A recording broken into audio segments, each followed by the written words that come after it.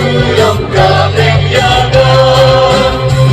Wamdalala pilak yaga haliluya Wamdalala pilak yaga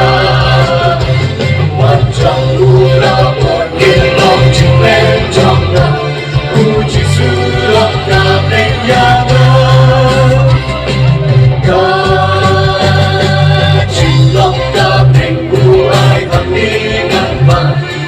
Jaya terus dijemput Puji suraya padula liwan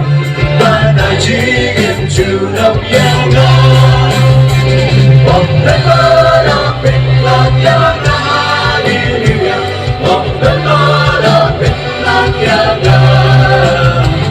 Puji suraya padula liwan Mana jingin junam yaga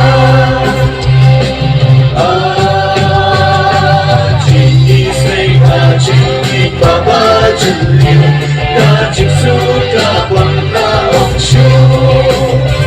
La pindah Karamu Nasi La Baba Jinglem Angdan Shu Wamdalala pilak yaga haleluya Wamdalala pilak yaga La pindah